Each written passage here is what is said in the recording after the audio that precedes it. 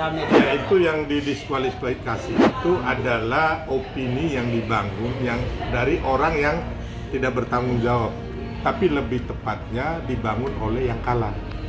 Orang kalah, ya termasuk yang kalap juga dia, jadi kalah dan kalap. Jadi itu kan nggak benar gitu loh.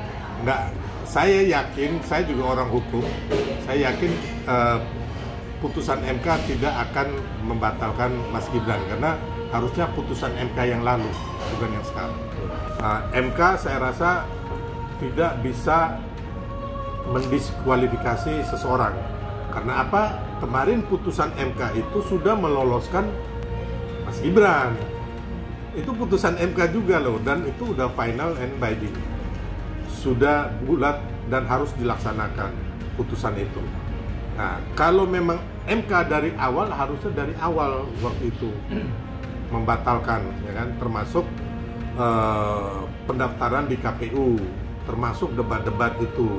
Kalau memang mau membatalkan, yang sekarang ini kan sebenarnya kan yang mau dibuktikan di MK adalah TSM itu, kecurangan secara TSM, terstruktur, sistematis dan masif.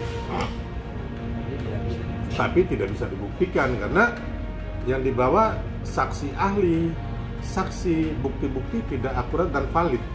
Itu bisa dilakukan juga di pihak 01 dan 03. Contohnya yang 03 itu ada juga Kabinda memerintahkan PJ Bupati apa Wali Kota untuk tanda tangan fakta integritas memenangkan 03. Nah, itu ada juga. Jadi itu kasuistik tapi tidak bisa TSM. Kita belum pernah ada bukti bahwa semua kades diperintahkan, semua ASN diperintahkan, tidak ada. Ini makanya saya bilang tadi, ini kasihan, kalau saya sih kasihan. Hanya untuk menjadi presiden kok akhirnya menjual kepribadiannya mereka gitu loh, dan menipu rakyat. Nah, makanya akhirnya rakyat menghukum mereka saat ini. Yang satu dapat 16%, yang satu dapat 20 berapa itu? 26. Nah, itu adalah hukuman, Bang, dari rakyat. Jadi kalau saya juga jadi Pak Anies dan Pak Ganjar, harusnya mengakuilah kesatria, ya kan? Siapa pemenangnya. Ya, tapi kembali lagi, memang mereka ini menurut kami bukan negarawan, bukan pemimpin. Ya kan, jadi memang tidak mau mengakui kemenangan orang lain, bahkan bila perlu mereka membuat seolah-olah mereka terzolimin, padahal mereka yang menzolimin pihak lain. Saya ini termasuk juga apabila Pak Jokowi ada acara di daerah, biasanya saya juga ikut serta membantu untuk beberapa acara, bahkan juga kadang-kadang Presiden manggil kami itu di beberapa daerah pertemuan, termasuk dengan relawan-relawannya Pak Jokowi. Jadi paling tidak ketika Pak Jokowi berkunjung suatu tempat itu, sebulan sebelumnya itu semua sudah dipersiapkan atau 2 minggu sebelumnya, ya.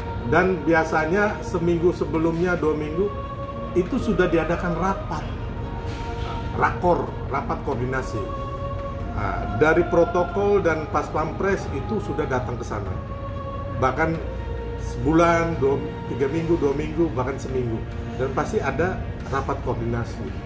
Sedangkan Pak Ganjar waktu itu tiba-tiba dia udah di sana, jadi nggak mungkin Pak Jokowi mengikuti Pak Ganjar, yang ada Pak Ganjar yang mengikuti Pak Jokowi.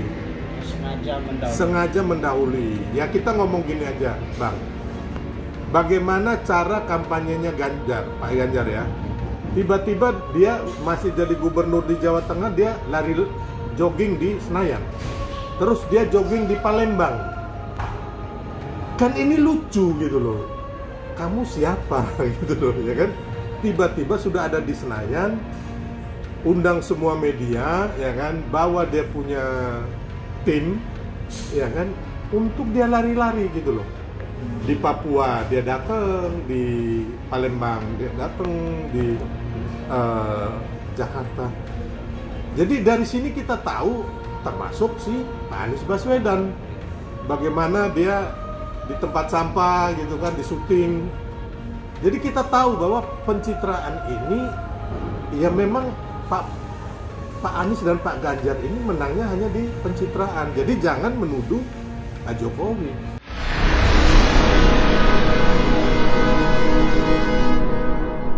Jadi jangan lupa untuk subscribe Cumi Cumi. Ditekan ya tombol lonceng merahnya.